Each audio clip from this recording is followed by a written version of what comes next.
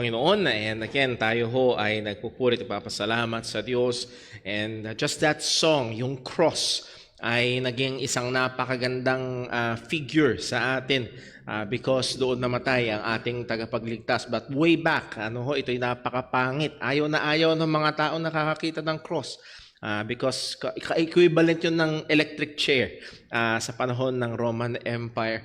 Nevertheless, itong napaka-gruesome na simbolo na ito ay naging napakaganda. Dahil minsang may namatay, pero sa ikatlong araw nabuhay muli sa krus na ito. So purihin ng Diyos sa kaligtasan na meron tayo sa pamamagitan ng ating Panginoong Hesukristo. And again, as we have said, we are continuing our studies natin about Baptist distinctives, and we are asking the question, why are we Baptist? Or answering rather itong question, why are we Baptist? Because this is really Jesus Christ Baptist Church. So bakit nga ba? Bakit hindi tayo Methodist? Bakit hindi tayo Lutheran? Bakit hindi tayo Presbyterian? Bakit natin pinangahawakan itong pagiging Baptist? At bago tayo magpatuloy, ay tayo muna ay manalangin. Panginoon naming Diyos, aming Ama sa langit, pinupuri namin ang iyong dakilang pangalan. Pinupuri namin ang iyong kabutihan. Higit as we have sang that song at the cross, dahil isang araw ikaw ay kumilos at binuksan mo ang aming mga mata upang makilala namin siya na napako sa krus at muling nabuhay, ang aming Panginoong Hesukristo. At ikaw rin na nagbigay sa amin ng pananampalataya upang kami ay maligtas. O Diyos, salamat Panginoon sa dakilang kaligtasan, and bilang iyong mga tinubos, kami ay iyong inutusan na wag pabayaan ang aming pagtitipon. At narito, O Diyos, aming nais gampanin ang iyong kalooban na magtipon, mag-aral ng iyong salita sa pagsamba sa iyo, sa pagpapalakasan sa isa't isa. At nawa, O Diyos, ang aming mga efforts na ito, gaano man kaliit, ay pagpalain mo upang makaluwalhati sa iyong pangalan at sa ikakatatag ng iyong iglesia. And Lord, as we seek to study your word this morning, gabayan mo nawa kami, bigyan mo kami ng liwanag, at nawa, Panginoon, ay ikaw ang maitaas sa lahat ng ito at hindi ang sinuman. Salamat, O Diyos, paging sa pagsustento mo sa aming pisikal na kalusugan. We remember to you ang aming mga kapatiran na nahandun, O Diyos, ang mga karamdaman. Si Brother Dave Paule, Panginoon, naming inihiling na patuloy ka pong kumilos. Ang aking sariling anak na si Leah, O Diyos, nawa iyong kahabagan. At ang bawat isang naririto, alam mo po ang bawat mga pangangailangan, at nawa ang mga ito ay lalo magtulak sa amin, palapit sa aming Panginoong Hesukristo. Maging aming pag-aaral, O Diyos, ikaw po nawa ang magpala. Dalangin namin sa pangalan ng aming Panginoong Jesus. Amen. So, again, tayo ho ay dumako ho muna sa atin hong pagre-review. Again, why are we Baptists? And we have some clarifying statements po muna.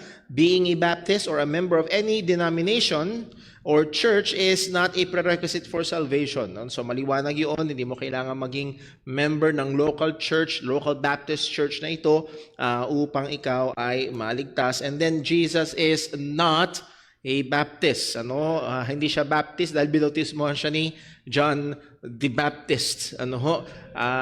Kung nawa ho ay ito ay maging malinaw sa atin, that's a severe misuse ng salitang Baptist doon sa descriptive ni John na she is John the Baptist, meaning yun yung gawain niya.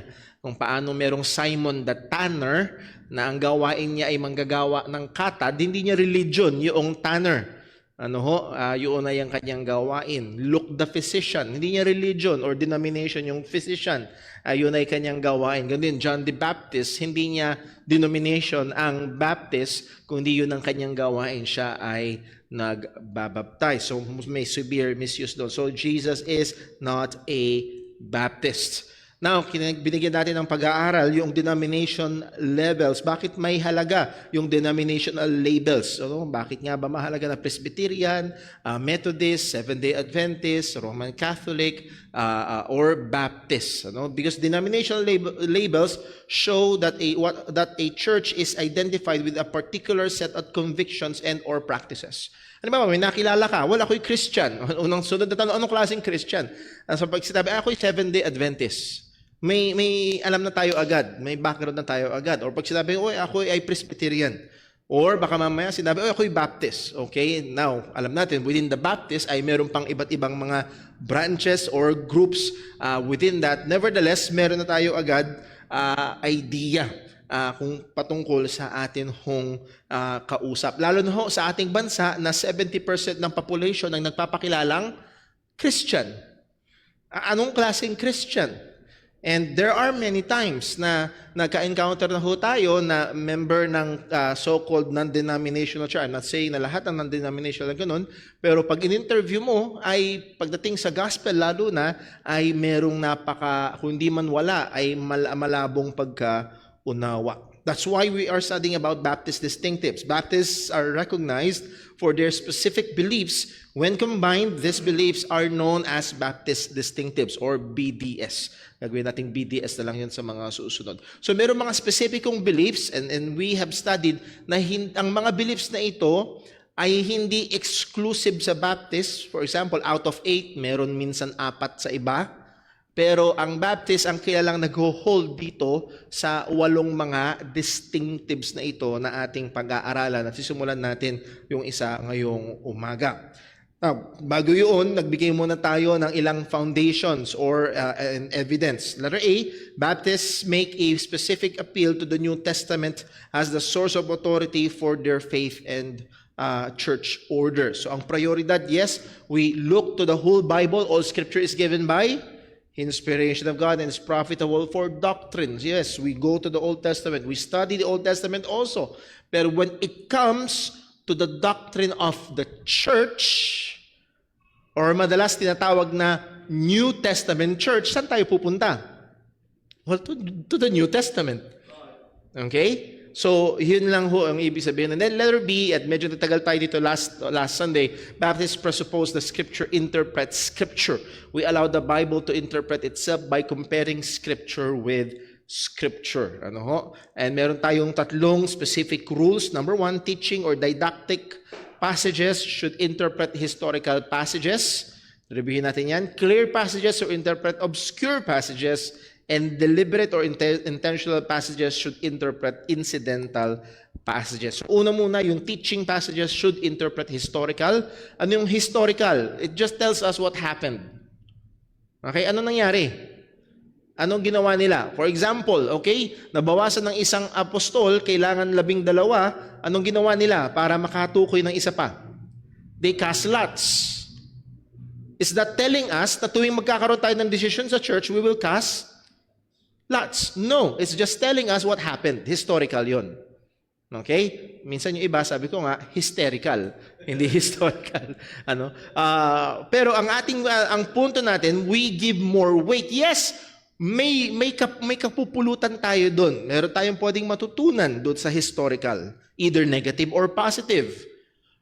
Pero, on the other hand, teaching passages are designed to instruct us in what to do or what to believe. Merong mga particular na mga passages na talaga nagtuturo na pag magdidesisyon o pag may mga bagay patungkol sa church, ito ang gagawin. So, we learn from examples, but we give priority or more weight sa mga teaching or didactic passage. So again, isang magandang hamon ito sa ating mga personal na pagbabasa. Madalas kasi yun yung bakit si Haring David, si Haring Solomon madaming asawa, okay? Historical. Pero ano yung didactic? Ano yung tinuturo?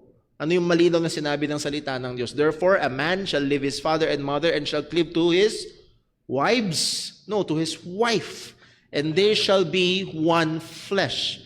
So marriage is one man, one woman in marriage, in unity for life. Yun yung tinuturo, yun yung didactic at hindi yung nangyari sa history. Number 2, clear passages should interpret obscure passages. Malinaw din to sa London Baptist Confession. Ang sabi sa bandang dulo, it must be searched by kailangan natin basahin ng buo. The infallible rule of interpretation of Scripture is Scripture itself, and therefore, when there is question about the true and full sense of any Scripture, which is not manifold but one, it must be searched by other places to speak more clearly. Okay, hindi maraming meaning ang isang passage. Meron lang iisang meaning. For example, nung sinulat ni Apostol Pablo ang 1 Corinthians chapter 12 verse 1, it is now regarding the things which thou hast written unto me, it is good for a woman not to touch, it is good for a man not to touch a woman. Okay? Merong iisang meaning si Pablo nung sinulat niya yun, meron siyang gustong iisang iparating sa mga taga Korinto nung sinulat niya yun. Now, kung malabo sa atin yun, ang kailangan natin gawin ay pumunta sa mga lugar sa Biblia na malinaw na yun na magbibigay ng liwanag sa malabo. Sabi nga ni Kevin Bowder, isa sa mga books na ginagamit ko, so medyo madalas ko siyang i-quote. Kevin Bowder, sabi niya, a passage that can mean only one thing should be used to interpret a passage that could possibly mean several things. Okay? Kung halimbawa, merong passage na, well, ito lang ang pwedeng ibig sabihin nito. For by grace are ye saved through faith, and that not yourselves, not of works as any man should boast. Okay? Isa lang ang pwedeng ibig sabihin nun na ang kaligtasan ay biyaya lang ng Diyos. Ang kaligtasan ay sa pamamagitan lamang ng pananampalataya, ng kaligtasan na hindi nakabase sa ating mga gawa. Okay, so ngayon merong mga verses sa Bible na tila baga, parang katulad sa Romans chapter 2, parang may kinalaman sa ang gawa sa kaligtasan. So gagamitin natin yung malinaw para yun ang magbigay liwanag doon sa malabo, or yung mga talata na pwedeng 2, 3, 4, meron nga 20 ang interpretations, depende sa theologian na tatanungin mo, ang magbibigay liwanag doon ay yung mga passages na meron lang isang possible interpretation. And then number 3, deliberate or intentional passages should interpret incidental passages. A passage that is intentionally dealing or teaching about a certain topic that we are concerned with is of greater value than passages that incidentally mentions the subject. For example, the subject of giving, pagbibigay. Merong mga particular na passage sa Bible na patungkol sa giving. Okay? So kung magpipreach si Brother Paul patungkol sa giving, hindi ako pupunta sa John 3:16, for God so loved the world that He gave. Mga kapatid, God gave. And if you love God, let's give. Amen? Hindi ako pupunta sa John 3:16 para magturo about giving. Dahil yes nabanggit yung word na gave, but that is just incidental. Merong intentional. Katulad ng binabasa natin linggo-linggo sa 2 Corinthians about giving. Okay? So, mas may bigat yung intentional kaysa dun sa incidental. So, I hope yung mga example na yun ay nakakatulong ho sa atin. So, muli, in our study about Baptist distinctives, we will seek to apply these 3 rules teaching passages way more, mas mabigat kaysa historical. And then, yung passages can only mean one thing will way more than passages can mean multiple things, and deliberate passages will way more than incidental. So, ito yung una sa mga Baptist distinctives na atin hong pag-aaralan. That is biblical authority giving priority to the New Testament. Okay? Biblical authority. So, medyo nahagingan na natin ito, pero mas bibigyan natin ng detalye ngayon. Many lessons about Baptist distinctives gives 6 to 8 different distinctives. So, depende sa binasa nyo. Yung libro ni Kevin Bowder, merong 6. Yung ibang mga libro, merong 7. Yung ibang mga articles and libro, merong 8. Okay? And madalas, often, the acrostic Baptist, B-A-P-T-I-S-T-S, ay ginagamit para sa easy memorization at almost walang palya. Sa 7 websites na binisita ko ho nung naghahanda ako ng lesson ay ginamit itong B-A-P-T-I-S-T-S. At yung letter B, almost wala talagang palya. Ang ibig sabihin ay biblical authority. Isa ito sa napakaganda na katangian ng Baptist. Hindi kagaya ng mga Mormons na meron silang Book of Mormons. Wala tayong ibang pinutungtungan, wala tayong ibang basihan ng ating pananampalataya. Medyo mababanggit natin mamaya, ang mga Baptist historically ay merong creeds and confessions, pero hiyon ay in service to, not above, nor not equal sa salita ng Panginoon. Yung mga creeds and confessions ay katulad ng ating statement of faith. Meron tayong church statement of faith. Hindi yun nasa ibabaw ng Bible, kundi yun ay tumutuwang sa Bible na nakakatuwang nito para mas maiput lang sa mas simpleng kaparaanan yung atin hong pananampalataya dito sa JCBC. So biblical authority, anong ibig sabihin? The Bible is the final authority in all matters of belief and practice because the Bible is inspired by God and bears the absolute authority of God Himself. Okay? So the Bible is the Word of God. For example, nakatanggap ka ng sulat and then sa baba may pirma from the office of the President, signed, ano pangalan nito? Ferdinand Marcos Jr. Pinirmahan niya. So anong authority nun?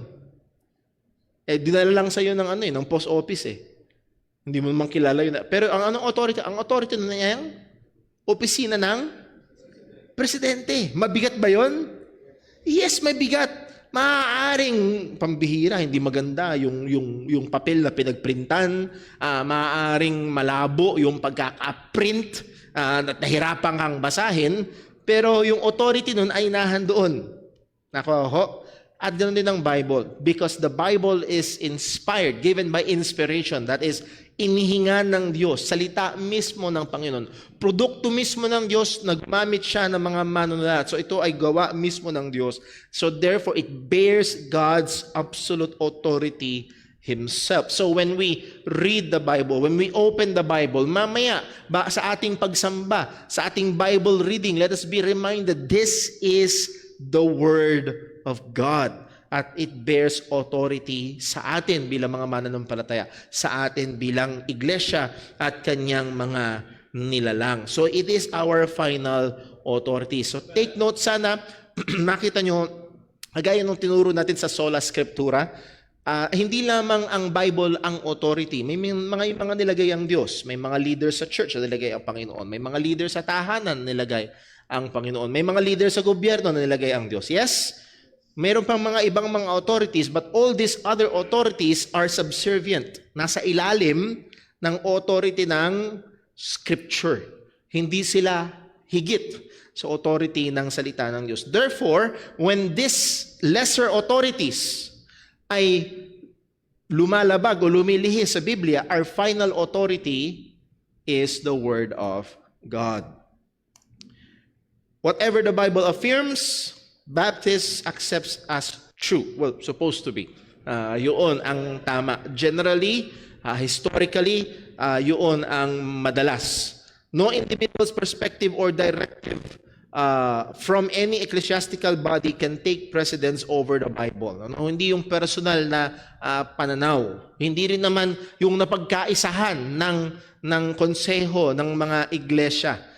Hindi rin yun, kung hindi ang salita ng Panginoon. Okay? Ito yung pinakabasihan at final na authority. Even creeds and confessions of faith, as we have said kanina, which attempt to articulate the theology of Scripture do not carry Scripture's inherent authority. Ako ho ay may mga systematic books, 4 or 5 na mga systematic books sa akin hong library. At malaking tulong yon sa pag-aaral ng theology. Pero that is not authority, hindi yun ang authority. Ang authority ay ang salita ng Panginoon. So kung sa ating pag-aaral nakita natin okay, may sinasabi itong author na ito, may sinasabi itong theologian na ito, pero kung hindi yun pinaka nagpi-fit sa salita ng Panginoon, no.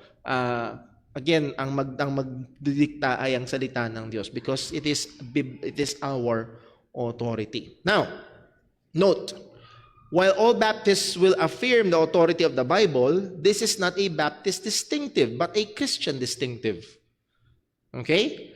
Marami ang nag-hold dito. Marami ang nag-hold sa Sola Scriptura. Simpleng search lang yung mga, lalo na pag mga Reform Presbyterian, Reform Methodist. Ang a very good news ay ang IRM. Itong IRM Cathedral na malaki dito sa Guyong is nare-reform na rin. Nakausap ko mismo yung kapatid ng pastor diyan. Dalawa silang magkapatid na nasa council ng naglalatag ng doctrines ng IRM, and they are reforming yung doktrina ng IRM na dating by G12 na malabo ang gospel, ngayon ay nalinaw na ang gospel at reformed in their soteriology and so on and so forth. Meron at makikita nyo ho pa sa mga websites ng Lutherans, ng Methodists, ng ilang mga Presbyterians that they hold to Scripture alone. They hold to sola scriptura. So, hindi ito Baptist distinctive. This is a Christian distinctives. Believers, even from different Christian denominations, affirm the authority of the Bible, as we have said, sola scriptura. Baptists who affirm this may have some differences in application. Okay? Pagdating sa, naalala niyo, pinag-aralan natin about worship, yung RPW. Anong ibig sabihin ng RPW? Regulative Principle of Worship. What is positively said in the Bible is the way we should worship God. Now, ano yung NPW? Normative Principle of Worship. Parang ganito. Yung RPW, Regulative Principle, the Word of God regulates worship. Kung ano lang yung sinasabi ng Bible. Sa NPW, normative, pag hindi pinagbabawal, pwedeng gawin. Okay? Hindi naman pinagbabawal yung pagsasayaw eh. Hindi naman pinagbabawal yung disco lights eh. Hindi pinagbabawal, meaning pwedeng gawin. Ano? So kung naalala niyo yung pag-aaral natin sa RPW, we hold to the regulative principle, ang ating pagsamba, kaya napakasimple. Kung pag pinansin niyo, ang ating pagsamba, pag Sunday ay napakasimple. Merong same ingredient, merong prayer, merong reading ng salita ng Diyos, merong pagkakaloob, merong pangangaral ng salita ng Panginoon. Umiikot doon.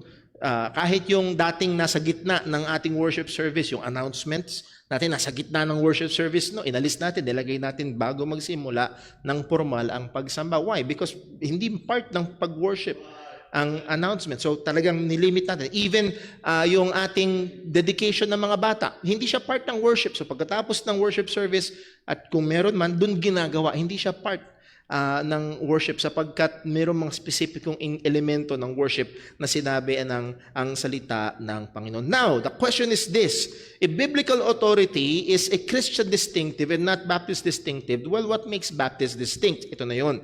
Sabi nga ni Kevin Bowder, while Baptists do recognize biblical authority, it's not really a Baptist distinctive. Instead, the belief that sets Baptists apart from other Christians is their recognition of the absolute authority, not simply of Scripture in general, but specifically the New Testament in all matters of church, faith, and order. Ayan. So, nadaanan na natin ito nakaraan. Nagbibigay tayo ng mas prioridad at particularly sa salita ng Diyos sa bagong tipan. So anong punto? Baptists firmly maintain the complete authority of the New Testament in all issues related to the church, faith, and order. So pagdating sa church, okay? Pagdating sa church, ano ba ito? Ano ba ang gawain? Para saan ba ito? We go to the New Testament. Okay? Now, gusto natin i-clarify. So ito yung number one, the distinctive, biblical authority, the New Testament. When it comes to the church, yun yung pinag-uusapan natin when it comes to the church. Clarification, it does not mean that we are rejecting or ignoring the authority of the whole Bible, particularly ng Lumang Tipan. We also still hold sa sinabi ng salita ng Diyos, all Scripture is given by inspiration of God and is profitable for doctrine, for reproof, for correction, for instruction in righteousness. So kanino sinulat ni Pablo? Sinulat ni Pablo kay Timothy. Si Timothy, pastor sa Ephesus. At ang sabi niya kay Timothy na pastor sa Ephesus, all Scripture, at technically ang ibig sabihin niyan ay ang Lumang Tipan, ay profitable sa New Testament Church. So we're not saying na walang pakinabang ang Lumang Tipan sa New Testament Church. Nakuha ba? Okay? Sana maliwanag yun.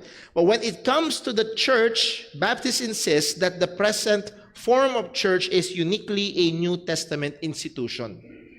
Okay? Yung present form ng church ng Panginoong Jesucristo, which is the New Testament church, is a uniquely New Testament institution. Again, quoting Kevin Bowder, where should we look to discover the church nature, mission, and order? Saan tayo titingin? Ano ba ang church? Pag tinanong ka, ano ba ang church? Or ano ba ang mission? Para saan ba ang church? Anong gawain? Or ano ang order? Paano gumagana?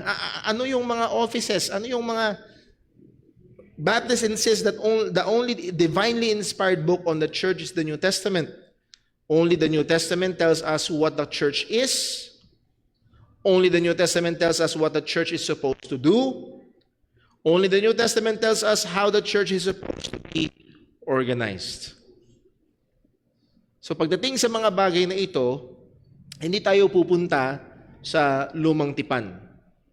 Kung hindi, pupunta tayo sa bagong tipan because it is the New Testament church. Even different groups of Baptists are united in this truth. Meron tayong mga i-quote na iba-ibang mga Baptists. Yung iba siguro sa inyo ay pamilyar kay J.M. Carroll. Kung hindi kayo pamilyar sa kanya, baka pamilyar kayo sa pinakasikat na sinulat niya, the author of Trail of Blood. Okay? That's a trail of lies. Sorry kung meron ho sa inyo exposed doon, pero merong mga nahandun sa Trail of Blood na yon na hindi Kristiyano. So you wouldn't want them to be your forefathers. Nevertheless, he is a Baptist. At ang sabi niya, its law, the church's law and doctrine is the New Testament and that only. Okay? Isa pa, si Francis Wayland, considered as most famous Baptist noong 19th century, 1800 sa Amerika. Ang sabi niya, when it comes to the church, what is the creed and what is the acknowledged standard of the Baptist church in this country? To this, the general answer has ever been a rule of faith and practice is the New Testament. Isa pa, si B.H. Carroll, hindi naman iba to sa kay J.M. Carroll, theologian ng Southern Baptist, sabi niya, the New Testament is the law of Christianity. All the New Testament is the law of Christianity. The New Testament is all the law of Christianity. The New Testament always will be the law of Christianity. So again, giving emphasis sa New Testament. Si Edward Hicks Cox, yung kanyang sinulat na New Dictionary for Baptist Churches, ang sabi, the New Testament is the constitution of Christianity, the character of the Christian church, the only authoritative code of ecclesiastical law, and the warrant and justification of all Christian institutions. Now, we are not saying na ito tayo dahil sa sinabi nila. No, that's not the point. Ang point ay ito. These Baptists come from different branches of Baptist thought. Muli, within Baptists, meron pang iba't ibang mga branches. Pero ito ay galing sa iba't ibang mga branches, iba't ibang panahon sila nabuhay. They disagree among themselves over several important issues. Meron pagkakaiba-iba. But they all agree, however, that the New Testament is the final and absolute authority in all matters of related to the church faith and order. So yun yung, ang punto ko lang ho ay ito, kapag nag-research tayo sa mga matitino at maayos, hindi lahat tama, pero mga respetong mga theologian ng Baptist denomination, ang isang pinagkakaisahan nila, do meron silang pagkakaiba-iba, ang isang pinagkakaisahan nila ito, the priority or the authority of the New Testament in the church. Okay? So that's why we say ito yung mas proper, not just general na Baptist na biblical authority, I should say, but biblical authority, particularly the New Testament. This does not mean that the Baptists neglect the Old Testament, as we have said. Baptists look to the Old Testament for understanding the nature of God. Mas pagdating sa katangian ng Diyos, napansin niyo, pag pinag-aralan natin ng Theology 101, the sovereignty of God, saan tayo madalas pumupunta? Isaiah, ang daming mga talata, Genesis.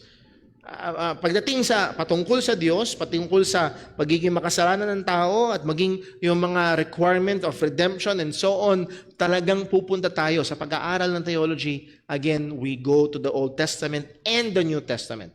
Okay, hindi natin binabaliwala ang lumang tipan. However, the New Testament church is not disclosed in the Old Testament. The doctrine and structure of church are revealed solely in the New Testament. Ito yung, I hope makita niyo ho, ang church ay hindi pa inihahayag sa lumang tipan. Saan to inihayag? Sa bagong tipan. Therefore, ang mga bagay-bagay patungkol sa church ay nasaan? Sa bagong tipan. Okay? Meron tayong matutunan sa lumang tipan, meron tayong mga halimbawa, pero pagdating sa doktrina, pamumuhay, at pananampalataya ng bagong ng church ay ito ay sa bagong tipan. Sabi ni Apostol Pablo sa Ephesians chapter 3 verse 1. Ephesians chapter 3 verse 1. For this cause I, Paul, the prisoner of Jesus Christ, for you Gentiles, if ye have heard of the dispensation of the grace of God which is given me to you ward, how that by revelation he made known unto me what? The mystery, as I wrote afore in few words. Again, ang history ng JCBC, bago ako dumating ho dito, ang pastor ho dito ay very hang up sa word na mystery. Okay? Do a simple word study, yung Greek ng word na mystery, meaning something that is covered. Covered. Natatakpan ba? Okay? Nakakita na siguro kayo nung mga may i-reveal na statwa, nakatakip muna yon. Tapos magkakaroon ng ceremony, and then ano nang gagawin? Tatanggalin yung takip. Mari-reveal. Okay? So before it was covered, ano kaya yun? Mystery. Okay? Yun lang ang ibig sabihin nun. Nang sabi ni Apostle Pablo, how that by revelation he had made known unto me the mystery, something that is covered. So nung lumang tipan ito ay nakasulat, as I wrote afore in few words. Sinulat niya na ito dati. Verse 4, whereby sa pamamagitan nun, when ye read, ye may understand my knowledge of the mystery of Christ. So merong patungkol kay Kristo na natatakpan noon. Verse 5, ano daw yun? Which in other ages was not made known unto the sons of men. In other ages, which is particularly the time of the Old Testament, hindi ito naka-reveal sa mga anak ng tao. As it is now revealed. Pero ngayon, ito ay revealed na. Mystery pa ba? Hindi na, kasi nga, revealed na. Okay? It is now revealed unto His holy apostles and prophets by the Spirit. And by the way, yung dating nagpasor dito na hang up sa mystery, si Pablo lang daw ang may alam. Well, malinaw dyan. It is now revealed unto His what? Holy apostles and prophets. So, hindi ito exclusive kay Pablo lamang. Okay? Verse 6. Ano ito? Ano ba itong mystery na ito na ni-reveal na? Verse 6. That the Gentiles should be fellow heirs and of the same body. Kasama sa iisang parehong katawan. Which is, pag pinag-aralan niyo sa Ephesians chapter 1, ano yung isang katawan na yun? Bagong katawan na pinanggal na yung harang sa gitna. Pinagkaisa ang Hudyo at Hentil. Which is the church. So noong lumang tipan, the church is a mystery, nakatakip. At sa bagong tipan, ito ay inalis ang takip, naka-reveal na. So muli, therefore, kung gusto nating malaman ang patungkol sa church, saan tayo pupunta? Sa lumang tipan? Nakatakip eh. So saan tayo pupunta? Sa bagong tipan. And guess what? Pag nagpunta tayo sa bagong tipan, meron tayong mga makikita dahil dito binuksan, dito tinanggalan ng takip para makita at makilala natin ang church. Makikita tayo, doon sa lumang tipan, meron ng tumuturo. Kagaya mamaya sa preaching natin sa Romans chapter 15, meron tayong mga pupuntahan sa lumang tipan na tumuturo na merong mangyayari, kasama talaga ang mga hentil. Okay? Pero noon, ito'y nakatakip. Ngayon, ito ay naka-uncover na. So when the church in the past was faced with many questions with regards to its beliefs and practices, such as, halimbawa, may mga tanong patungkol sa church. Could churches be governed by monarchical bishops? Monarchical bishops. Ano yung monarchy? Merong pinakamataas. Well, the best example na meron tayo ay Roman Catholic. Merong Pope, merong mga archbishops, meron pa. May cardinals, may mga archbishops, may mga bishops, and then merong mga priests. Ganun ba dapat? Ano natin masasabi? Okay? Could churches receive unemerged members? Pwede ba tayong tumanggap ng maging member dito sa JCBC na hindi binautismuhan sa tubig? Rupol, binautismuhan ako pero usik. Okay? Number next. Could ordinances other than baptism and the Lord's Supper or the Lord's table be recognized and practiced? Or yung iba tawag sacraments. We only hold to 2. Ang Roman Catholic ay merong 7. Next, could church services include elements such as the burning of incense and the ringing of sanctus bells as part of their worship? Okay? Well, Brother Paul, sa lumang tipan, mababasa natin yung mga priest sa temple, meron silang pausok ba? Meron, di ba? Kaya nga yung mga anak ni, pangalan nito? Yung tinupok ng Diyos ng apoy, dahil naglagay sila ng ibang pampausok, hindi yung nireseta ng Diyos. Pinatay sila ng Diyos. Ay, ginagawa nila sa lumang tipan eh. Gawin din natin dito. Maglagay tayo ng bell, kiching, kling,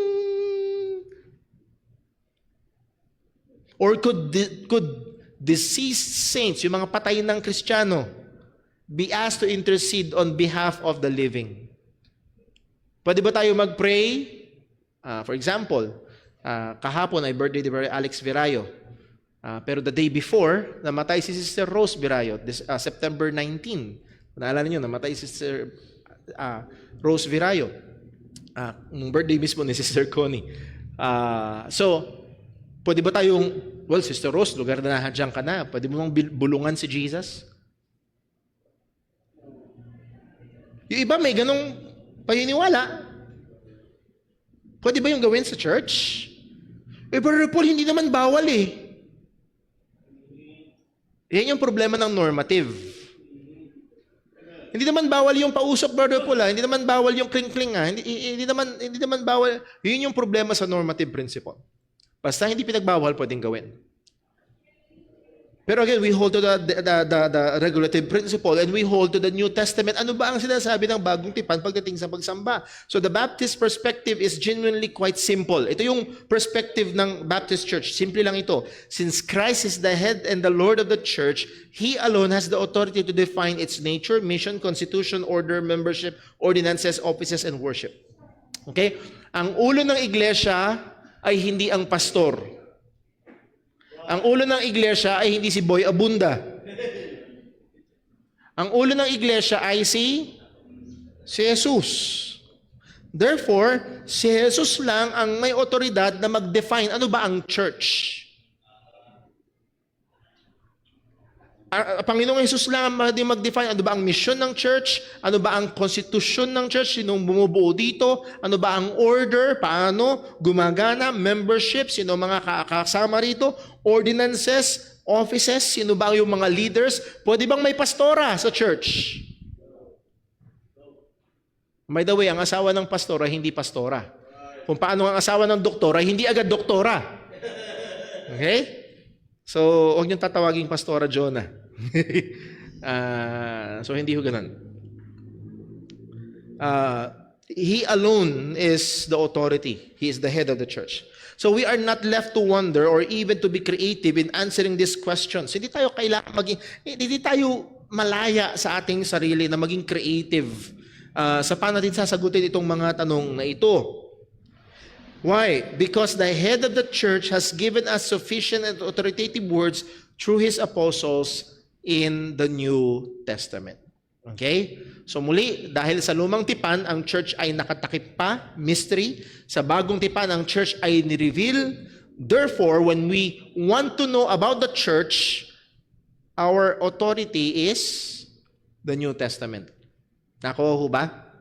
Okay. Next, note, there are areas regarding some of the practical and administrative life of the church which are not made plain in the New Testament. Merong mga, daanan natin ito dati, siguro, I hope maalala ho ng ibang mga kapatid. Merong mga bagay sa Biblia, may mga bagay sa buhay at gawain ng church na hindi word for word mababasa sa Scripture. For example, yung, ano tawag dito? Yung pagkakasunod-sunod ng gawain natin pagsamba. May mga churches na ang offering ay nasa dulo. Bago mag-uwian, tsaka mag-o-offering. Kasi ano daw parang restaurant, magbabayad ka pagkatapos kumain. At yung iba, narinig ko sa ibang mga pastor, para pwede mo nilang konsensyahin yung mga tao para mas malaki ang offering. Pero tayo nasa bandang unahan. Anong basihan? Wala. Therefore, kung yan man ay nasa gitna, nasa dulo, o wag lang sa gitna ng preaching, habang nagpe-preach, bigla mong pinutol, tas offering. Weirdo yun. I don't think that beneficial. Nevertheless, yan man ay nasa unahan, nasa gitna, o nasa dulo, ilagay, meron bang nilalabag? Wala. Pero meron mga, pag nilagay mo siya, baka hindi ganun kawise. Nakuha ba? Sa atin, isa sa mga basihan na dinesisyonan natin, ayoko hong maging temptation. Pang-iwas yun. Ayoko maging temptation na magpatama muna o magparinig muna sa preaching bago ang offering. So decided yun, conscious decision yun, na nilagay natin yun sa unahan bago ang preaching. Okay? Dahil ang number one consideration ng Kristiyano sa pag-offering ay hindi yung patama sa pangangaral o pangungonsensya, kung hindi, God loveth a cheerful giver. Our hearts, disposition sa Panginoon when we offer. Yun yung number one consideration. Nevertheless, ang punto lang ho natin, magbibigay tayo example, the use of church buildings. Walang church building sa Bible. Wala. Yung church na kagaya nito, church building, walang ganito sa Bible. Kung wala pala, edi wag na. Anong meron sa Bible? Mga house churches. Sabi nga ni Apostol Paul, greet the church at the house of Stephanas yata. Greet the church. Doon sa bahay na yun, doon sila nagdadaos. Or, for example, the time and structure of corporate worship. Anong oras tayo magsisimula? Ba't 8:30? May mga churches 7. May mga churches 2, 7:30 at saka 10:30. Yung structure, sabi nga natin, yung program natin, the use of technological advancements to aid the worship of the church. Merong mga churches, bawal ang mic, merong mga churches walang instruments. Isan daw sa Bible. Nakakuha niyo? So, muli, ang punto natin ito, may mga bagay sa pagtungkol sa buhay at mga and practical things with regards to the life of the church ay hindi particularly minention sa salita ng Panginoon. So paano natin ito i-deal? Sabi ng London Baptist Confession of Faith, chapter 1, about the scriptures, paragraph 6, there are some circumstances concerning the worship of God and government of the church common to human actions and societies which are to be ordered by the light of nature and Christian prudence. Light of nature, Christian prudence. Okay, iset natin ang worship service alas 5 ng umaga. Will it be prudent? Will it be wise? Sino makakarating ng alas 5 ng umaga sa Sunday? Brother Paul, yung 8:30 ga eh. Hindi wise. Nakuha niyo ho? We will use, ngayon, kung tayo, halimbawa, merong mga churches, alas 4 ng madaling araw, yung kanilang pagsamba. Why? Kasi pagdating ng alas 7, papasok na sa trabaho. Papasok sa trabaho pagdating ng alas 7. Wala silang choice. Kailangan nilang pumasok sa trabaho. So mag-worship sila ng madaling araw. Prudent ba yon sa sitwasyon nila? Yes. So hindi sila mas banal kasi alas 5 ng umaga o alas 4. Hindi naman tayo mas karnal kasi 8:30. Nakuha niyo ba? So, wala. Thou shalt worship at 8:30 in the morning. Walang specific. But we use wisdom, Christian prudence, according to general rules of the word. Hindi pa rin natin inaalis ang rules ang nagdedetermina pa rin, hindi ito outside the bounds of Scripture, which are always to be observed. So again, dahil baka masyadong maging legalistic yung iba, na dapat word for word, nasa Bible. Well, hindi. Kung nagkataon yan, marami kang hindi pwedeng gawin. Maraming masisira na mga bagay. So punto natin na ito, hindi lahat ng bagay. Yes, we give priority at ang ating absolute authority when it comes to the church life and practice and doctrine is the New Testament, pero ina-acknowledge pa rin natin. Merong mga bagay in the practical and administrative ng church ay wala word for word sa salita ng Diyos. In conclusion, medyo maaga tayo natapos ngayon. Kala ko medyo magtatagal. Sabi ni Kevin Bowder, Baptists insist that only the New Testament may be used to establish the doctrine and structure of the church. So when we ask the question about the church, we go to the New Testament. Okay? Thus, Baptists are different from most other Christians because they restrict their doctrine of the church to the New Testament. For example, isang mapapansin nyo, pag nakinig kayo sa mga Presbyterians, dahil madalas sila ay babalik sa lumang tipan. Okay? Dahil para sa kanila, the church is the Israel today. Hindi lahat, may iba't ibang branches yon, pero para na supersede ng church ang Israel. So we are now the spiritual Israel. We are now the children of Abraham. Pero tayo naniniwala pa rin in a more dispensational point of view ng distinction ng ethnic Israel and ng church na composed of Jews and Gentiles. So, doon natin makikita na merong mga pagkakaiba-iba. With that, medyo maaga tayo ngayon. Meron po ba may tanong? Very boy po. Yung mic po.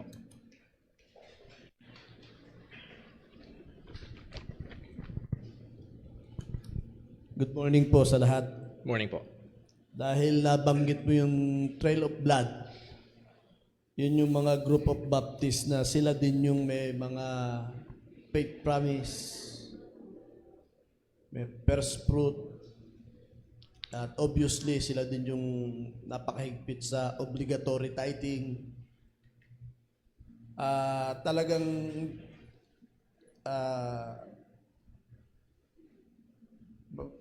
complete disregard ng rightly dividing the word of truth. At nag-iimbento sila ng mga doktrina tulad ng kanilang first fruit at faith promise na talagang labag sa Diyos, na walang purpose, walang desire for God's truth, kundi ang purpose talaga ay to extract money from members. Hindi ba napakadelikado pati ang members ng mga ganung grupo ng Baptist? Well, any form of wrong doctrine is dangerous. Anumang doktrina na mali o paniniwala na mali ay mapanganib because yun ang magpoporma ng ating pamumuhay. Paano tayo gagalaw, paano tayo mamumuhay ay nakasalalay sa ating paniniwala or pananampalataya. With regards specific, I think, doon sa tanong ni Brother Boy, doon sa gumagamit ng Trail of Blood, madalas ang mga churches, hindi lahat, pero madalas as I observed, ang mga churches na ito ay naniniwala sa local church only. And dahil local church only, that is Baptist church only, at kaakibat ng madalas is church Baptist brider. Kasi ang church, ang bride ni Kristo, ang tanong, what church? Baptist church. Bakit Baptist church? Because there's a man sent from God whose name was John, and he is John the Baptist. And Jesus is about so on and so forth. So magkakakabit. At para patunayan nila na ang Baptist church nila ay yun yung church na galing kay John the Baptist, they invented this trail of lies. Trail of blood na tinatawag nila. Na just simple research. Ginawa ko rin ho yun. Hinamon kami ng teacher namin, si Brother Ralph Warren. Hinamon niya kami. Pag-aralan niyo lang, basahin niyo lang.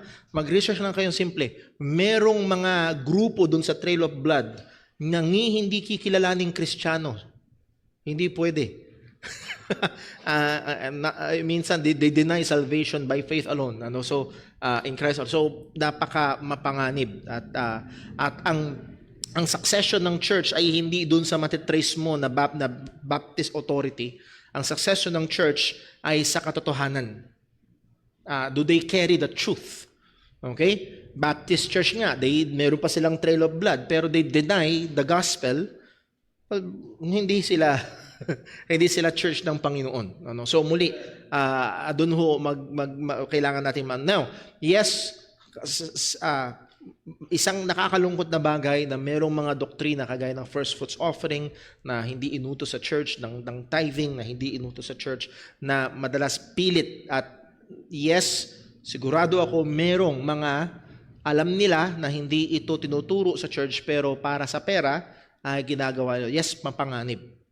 At ang nagpapatuloy sa kasalanan na ganun, kung hindi man sila ay nasa malalim na kasalanan, sila ay Kristiyano pero nasa malalim na kasalanan, kailangan tawagin sa pagsisisi, ay maaaring ito ay senyales na hindi sila tunay na mga Kristiyano. Now, yung mga members na maaaring na napaniwala or nakinig dun sa mga ganon, muli ay again, ang pasasabi lang ay kung sila ay totoong nananampalataya sa Ebanghelyo, they are saved.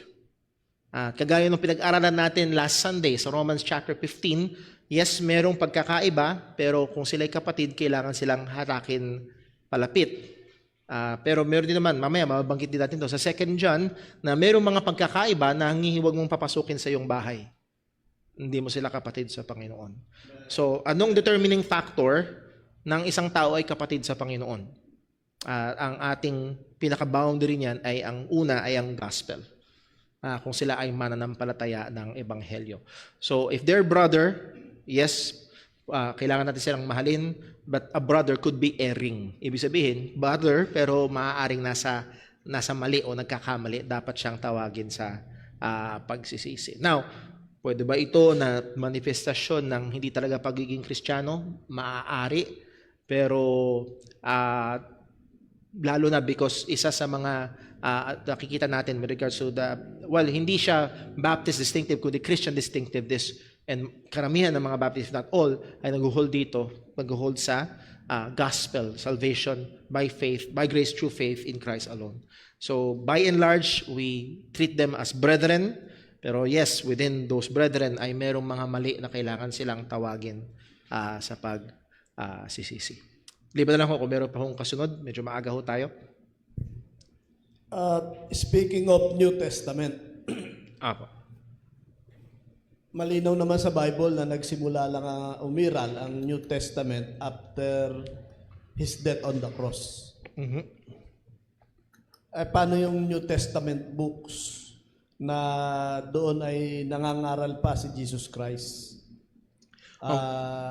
So, under pa din yun ng Levitical priesthood Opo. during that time. Yes. So, when you speak of New Testament, saan tayo nagre-refer? New Testament books o after crucifixion? Okay.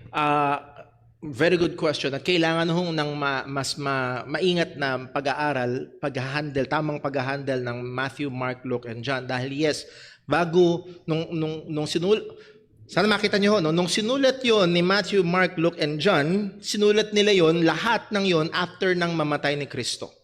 Okay? So they are writing in the thinking of the New Testament, pero ang sinusulat nila ay yung mga nangyari bago mamatay ang ating Panginoong Hesukristo sa krus. So makikita ho natin na meron pa rin, o ang gumagana pa rin, tinatawag na economy. Ang gumagana pa rin economy nung time ng ating Panginoong Jesus ay yung Old Testament economy. Kaya nandun pa rin yung tithing, nandun pa rin yung mga priests, nandun pa rin yung temple, and so on. So yung Old Testament economy gumagana pa rin. Pagdating sa New Testament or particularly sa Book of Acts, doon natin makikita na may malaking pagkakaiba na. May malaking pagkakaiba. Now, may mga bagay particularly na sinabi ang ating Panginoong Jesus patungkol sa kanyang iglesia. Upon this rock, I will build my church. Yes, sinabi niya yun under the Old Testament economy, but sinabi niya yun patungkol sa kanyang church na itatayo. Sinabi niya sa Matthew 18, if thy brother have sinned against thee, go and tell him. Pag ayaw makinig, magsama ka na sa sasib, tell it to the church. So yes, wala pa ang church noon, pero merong patungkol sa church. So kailangan ng maging maingat sa pagtingin at sa pag-aaral kung yung bang particularly yung mga pagtuturo ni Kristo ay para sa church, or yung bang may mga nangyayari, may mga inoobserbahan sila doon, ay inoobserbahan dahil noon ay nasa ilalim pa ng Old Testament economy. For example nga, sa Matthew 23:23, kung hindi kakamali, ay madalas ginagamit patungkol sa tithing. Okay? Si Kristo ay nagturo sa tithes. Ang sabi niya, dapat unahin nyo to, justice, so on and so forth, pero wag niyong pabayaan maging yung pagtatithe. So si Kristo ang nagsabi. Again, sinabi niya yun in the Old Testament economy. Pero pagdating sa bagong tipan ay wala na. So kailangan ng pagiging maingat. So merong mga bagay na sinabi ng ating Panginoon patungkol sa kanyang iglesia, patungkol sa mga mananampalataya niya, na nahandun sa Matthew, Mark, Luke, and John. Pero ito ay sinabi na nahandun pa rin sa Old Testament economy. So kailangan ng mas maingat na pag-aaral patungkol dito para hindi mishandle. Dahil merong mga tao nagsabi, oh, lahat ng yan, Matthew, Mark, Luke, and John sa Old Testament yan, hindi yan para sa church. Napaka mapanganib noon. Lahat ng sinabi ni Jesus ay hindi para sa atin. So, delikado po yun. Next po, si Brother, parang meron naman pong si Brother Toto. Sige, Toto.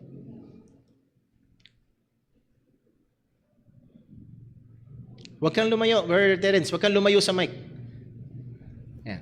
Good morning po sa inyong lahat. Baptist, faith, and practice is Bible. Lalo ng authority natin na sinusundan bilang Baptist ay New Testament. Opo. So yung question ko po, ganito, sino po ba ang naglagay ng chapter ng Bible? At saka verses? Okay. Hindi ko maalala yung pangalan, pero we can easily research that. Naalala ko, sinabi ko na yun dito sa church. Ang chapter and verse divisions ay dinagdag lamang ng tao para makatulong, para madaling mahanap, makabisado ang mga talata at para bang mahirap kasi, mga kapatid, buksan nyo sa Book of Isaiah, bandang gitna. Kung saan sinabi niya ganito. Ang hirap nun. Kaysa sabihin natin Isaiah chapter 30 verse ganito. Mas madali yun, nakakatulong yan. So, therefore, mag-ingat tayo dahil merong mga tagapagturo na masyadong given sa numerology. Ibig sabihin, yes, may ibig sabihin ng mga numbers sa Bible. Number ng 7, number ng 1, may mga ibig sabihin yan. Nevertheless, meron namang mga sumusobra. May nakilala akong pastor. Brother Paul, kilala ng Antichrist. Bakit? Sa Luke chapter 6, verse 66. 666. Hindi yun inspired. Dinagdag lang yun ng tao. So, hindi natin... So, to answer the question, hindi ko ma-answer yung pangalan, sino, pero magkaiba yun. Iba ang naglagay ng chapter, iba ang naglagay ng verse, pero ito ay wala sa original. So, hindi yun inspired at hindi dapat magbase ng katuruan na doktrina base sa Psalm 77 verse 7. The perfect verse, 7:7. No. Hindi. So, wala ho yung bigat pagdating doon. Pero pa ho ba? Ayun, si Brother Lance. Tapos diyan ka lang maupo sa likod niya. Kuya Terence, diyan ka na lang. Good morning po sa lahat. Ang akin lang po ay lilinawin ko lang po yung patungkol dun sa mga doctrines. Kasi sa doctrines po, doktrina. Okay po. Kasi po sa mga Baptist na karamihan ng iba, pinako-complement po sa pagtatanong nila sa mga magiging membro. Ano rin po ba dito sa atin yung tulip, yung sinulat ni W. Pink na tulip sa pagdating sa doctrine? Okay. Yun ho yung tanong? Okay. Hindi ho si W. Pink ang sumulat noon. Ang tulip ay hindi ko alam particularly kung saan nagsimula, pero ito ay acrostic para maging tulong para maalala yung sa 5 particular na doktrina, that is total depravity, letter T, unconditional election, letter U, limited atonement, letter L, letter I, irresistible grace, and the letter P, perseverance of the saints. Merong mga bagay doon na mas gusto kong baguhin, hindi kaysa limited atonement, definite yung tinubos ni Kristo. Kaysa irresistible grace, effectual grace. Yung biyaya ng Diyos ay effectual, na pag talaga siya ay kumilos, pag niregenerate ka, pag pinanganak ka ng banal na spirito, pag pinanganak ka muli ng banal na spirito, hindi pwedeng hindi ka maliligtas. Effectual yun.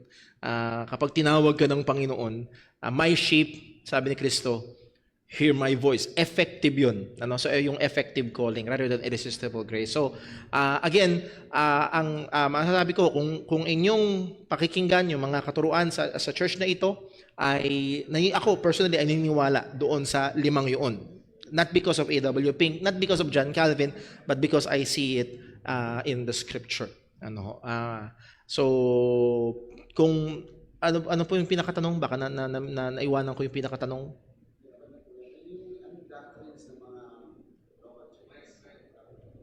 Yes. Well, sadly, ito ho ngayon ay hindi popular. Mas marami ang mga churches, even Baptist churches, na hindi nag-hold dito sa tinatawag na maaaring Reformed doctrine na ito. So, hindi siya popular. Marami. Ako dati ay against dito, lalo na sa sovereign election, dahil ang akala ko noon, ang pagpili ay nasa tao. Sabi nga ng Panginoon, you have not chosen me, but I have chosen you. We love Him because He first loved us. So God is the initiator, hindi tayo. Hindi ang tao ang basihan, kung hindi ang Diyos ang basihan. Ang Diyos ang nauna. Kaya natin piniling sumampalataya dahil pinili tayo ng Diyos. Hindi dahil pinilit tayo, kundi dahil pinili tayo. So ang pagpili ng Diyos ay nakabase sa kanyang soberanong kalooban. So I hold to that. We teach that here dito sa JCBC. Pero kung sakali man na hindi ka nag-hold doon sa mga bagay na yon, I would encourage you to study. Very much welcome dito sa church. And kung ikaw ay Kristiyano, welcome ka pa rin dito sa JCBC. Pero kung gusto mong pag-aralan yon, ay pwede o pag-usapan, pwede nating upuan yon. So sadly hindi yun popular sa maraming mga Baptist churches sa natin ngayon. Maraming Baptist church actually ay galit doon. Meron pa ho ba? Bigyan natin ng chance. Online? Sanay lang po. Online baka meron ho. Sa iba naman, baka meron iba. Siguro si brother, brother Aldrin muna, bago si Kuya Toto. May oras pa ho tayo. Sige po, maraming salamat. Ang tanong ko ay, alin ba ang in-inspired? Yung apostol, yung text mismo, yung original text? Yung word ho mismo. Ang mga apostles, ang sabi ni Peter, holy men of God spake as they were moved by the Holy Ghost. So yung word na moved doon, they were carried by the Holy Ghost. So sila, ang in-inspire, ang ibig ho kasi sabihin ng inspire ay inihinga. So, ang inihinga ng Diyos, that means produkto mismo ng Diyos ay yung kanyang salita. And yung mga sumulat ay kinilos ng banal na spirito. So inspired word, not inspired writer. Yun yung mas wasto. Kasi pag yung author ang inspired, hindi yung salita ng Diyos ang inspired. So all scriptures given by inspiration of God. So inihinga. Follow up po, sige Toto, siguro last na ho, bago tayo bumako sa break time. Dagdag ko lang doon sa may tulip yung sinabi ni Brother Lance. Apo. Yung po sa atonement. Apo. Isa yan doon sa tulip. Yes po. Tumutukoy po ba yun na ang kamatayan po ba ni Kristo sa krus ay para lang doon sa mga pinili, hindi para lahat ng tao? Yes po. Yun po ang tinutukoy po noon. I am the good shepherd. The good shepherd gave it his life for his sheep. So hindi po talaga sa lahat ng tao yun. Yun lang po, clarify lang po yun. Ayan, sige po. Thank you very much po. And again, maraming mga misunderstanding at madalas dun nabubulunan ang marami. Ako man, yun yung isa sa pinakahuli kong natanggap dahil very resistive ako. At ang isa sa mga kumimbinsi sa akin ay yung pag-aaral mismo natin sa Book of Romans. Kasi sa Book of Romans, sabi ni Apostol Pablo, in Adam, all died. All. And in Christ, all are made alive. Pag dinefine mo yung all ng pareho, universalism ang bagsak. Maliligtas lahat. Which is alam natin na hindi ganun.